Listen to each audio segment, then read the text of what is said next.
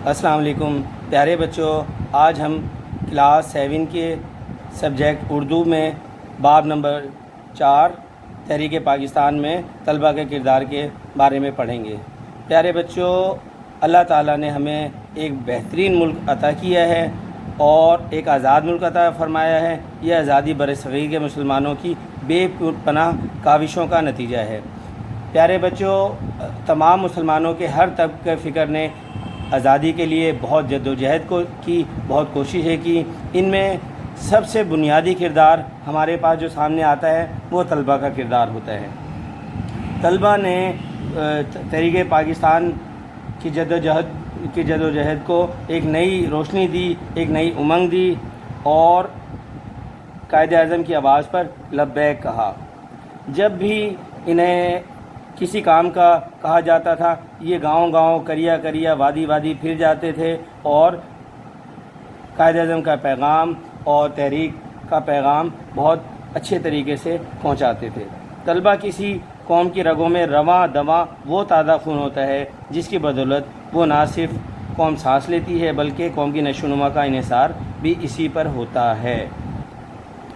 تو پیارے بچوں، طلباء نے قائد اعظم کے پیغام کو عام کیا۔ جد و جہد آزادی پاکستان میں نوجوانوں اور بالخصوص طلباء کا ایک اہم کردار رہا ہے۔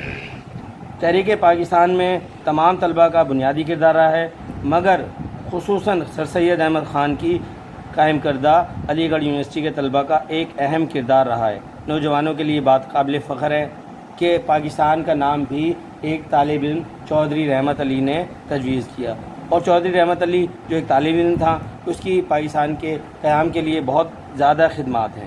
انہوں نے ایک کتابچہ شائع کیا تھا جس میں پاکستان کا نام پہلی بار منظر عام پر آیا تھا۔ 1945 کے انتخابات مسلمانوں کے لیے ایک بہت بڑا امتحان تھا، چونکہ 1936-37 کے انتخابات میں مسلمانوں تک مسلم لیگ کا پیغام نہیں پہنچ سکا تھا، تو مسلم لیگ کو 1936-37 کے انتخابات میں وہ کامیابی نہیں ملی تھی۔ تو اس طرح 1945 کے انتخابات کے لیے قائد اعظم نے جگہ جگہ جلسے کیے، اور پھر آگے جو بنیادی کردار تھا وہ طلباء کا تھا۔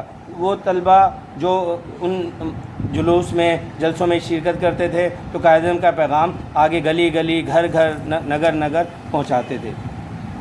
پیارے بچوں، طلباء کی جد و جہد کو دیکھتے ہوئے ہندوؤں اور انگریزوں نے تشدد کے ذریعے انہیں دبانا چاہا اور بہت سارے مسلمان طلباء کو شہید بھی کیا، مگر قائد اعظم کی بہترین قیادت نے ان میں آزادی کی جد و جہد کی روح پھونک دی تھی، جس کی وجہ سے سختیوں اور تشدد کے باوجود مسلمان طلباء کے حوصلے پست نہ ہوئے۔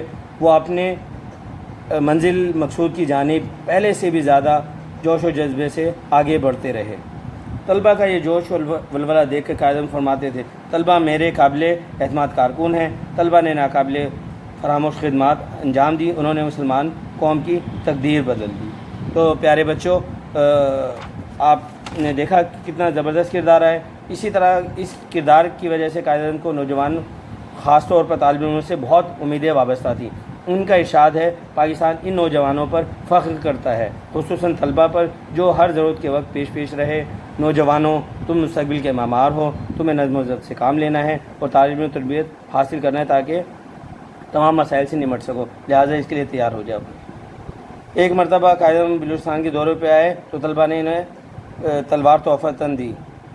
انہوں نے فرمایا، آپ نے یہ جو تلوار مجھے دی ہے وہ تعلیم ہے، اور علم تلوار سے بھی زیادہ طاقتور ہے، اور جائیے علم حاصل کیجیے۔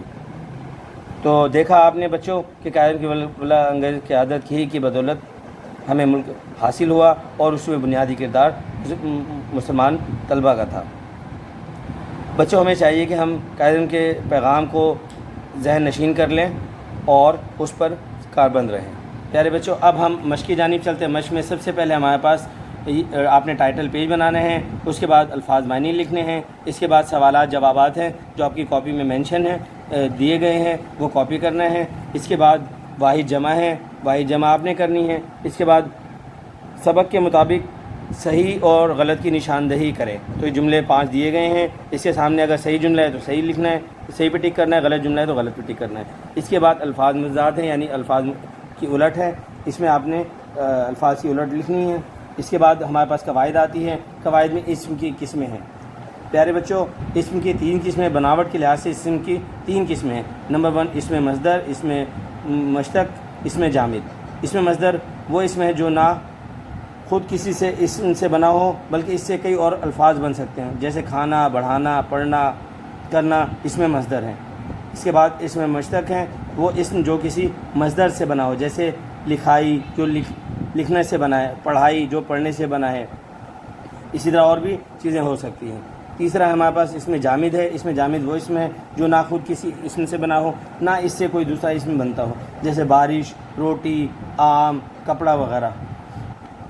پیارے بچوں، اسم مصدر، اسم مشتق، اسم جامد الگ الگ کر کے لکھنے، یہ بھی آپ کی کاپی میں موجود ہیں یا آپ نے مکمل کرنے ہیں. اس کے بعد سرگرمی ہے.